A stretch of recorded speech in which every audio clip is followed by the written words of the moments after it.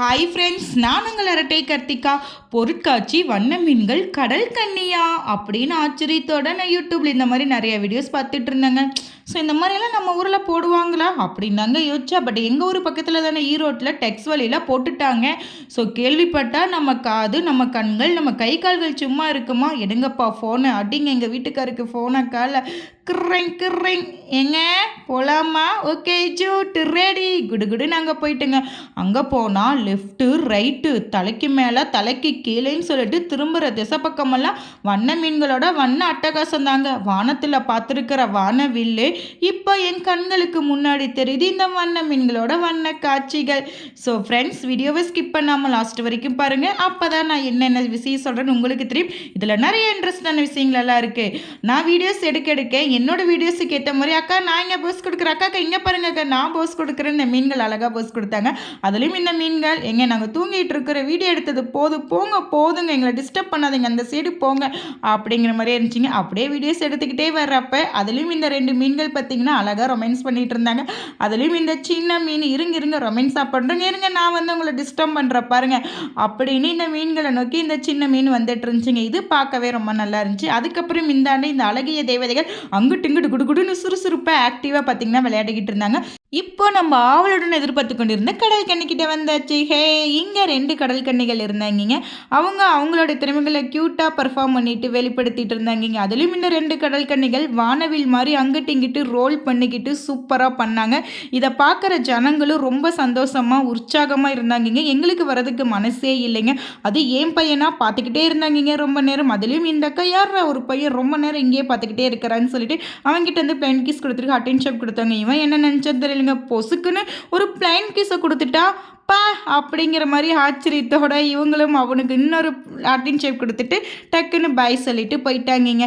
இவங்க இந்த மாதிரி பர்ஃபார்ம் பண்ணிவிட்டு அப்பப்போ ரெஸ்ட் எடுத்துருப்பாங்க. ஆனால் ரொம்ப நேரம் தண்ணியில் இருக்காங்க, இவ்வளோ பெரிய விஷயம். அதுக்கப்புறம் இந்த பக்கம் வந்தால் பஞ்சு மிட்டாய் ரோல் பண்ணிக்கிட்டு இருந்தாங்க. எங்கள் வீட்டுக்காரர் ஸ்வீட் கார்ன் மசாலா சாப்பிட்டாங்க, ரொம்ப நல்லா இருந்துச்சு.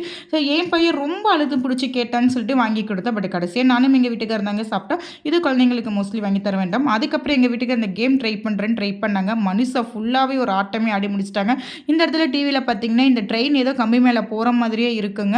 ஸோ இது எந்த அளவுக்கு மூவிங் ஆகுதோ அந்த அளவுக்கு பார்த்திங்கன்னா நம்மளுடைய ஃபுல் பாடியுமே வந்து அதுக்கேற்ற மாதிரி மூவிங் ஆகும். ஒருத்தர் பிடிக்கலனா கீழே விழுந்துருவாங்க. ரொம்பவே சூப்பராக இருந்துச்சு.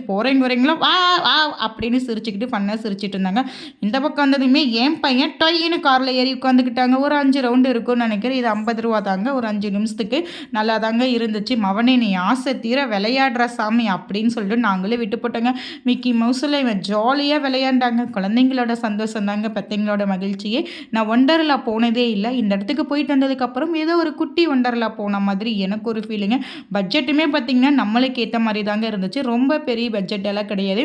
அதுக்கப்புறம் 3D கேம் ட்ரை பண்ணாங்க. இதுதான் நாங்கள் ஃபஸ்ட் டைமு. இவன் கண்ணாடி போடுறது என்ன நினச்சேன்னு தெரியல, அழகாக க்யூட்டாக பர்ஃபார்ம் பண்ணாங்க. இது பார்க்க ரொம்ப சூப்பராக இருந்துச்சு. கண்ணாடி போடுறதுமே கண்ணு முன்னாடி வந்து டபக்குன்னு போகிற மாதிரியே இருந்துச்சுங்க. நானும் கேஸ் பண்ண குழந்தையாவே மாதிரி இதை புடின்னு சொல்லிட்டு நாங்கள் விளையாடிட்டு இருந்தோம். கடைசியாக பாம்பு கண்ணை கொத்துற மாதிரியே வந்துருச்சுங்க. ஐயோ அம்மா அப்படின்னு சொல்லி நான் கத்திட்டு கண்ணாடி கழட்டினுங்க. அதான் வீடியோ நான் லாஸ்ட் வரைக்கும் எடுக்க முடியல. அதுக்கப்புறம் என்னங்க எங்கள் வீட்டுக்காரர் எனக்கு அம்பு ரொம்ப நாளாக விடணும்னு ஆசை அப்படின்னு சொன்னாங்க. ஓகேன்னு சொல்லிட்டு அவங்க ஆசையை நிறைவேற்றிட்டாங்க. இந்த பக்கம் 90 கிட்ஸ் மிட்டாய்ங்க. பார்த்ததும் என்னோட 2 கால்கள் துள்ளி குதிச்சு அந்தாண்ட டுகுடுன்னு ஓடிடுச்சுங்க.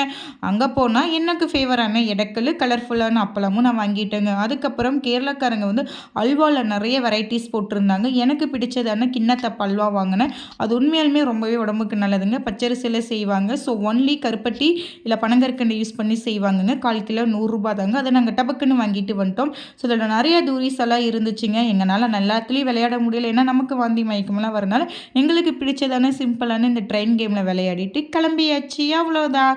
இந்த வீடியோ உங்களுக்கு பிடிச்சிருந்தா இன்ட்ரெஸ்டிங்காக இருந்தால் கமெண்ட் பண்ணுங்கள், லைக் பண்ணுங்கள், ஷேர் பண்ணுங்கள். இப்போ என்னோட சேனலை சப்ஸ்கிரைப் பண்ண மறந்துடாதீங்க. Tata, bye bye.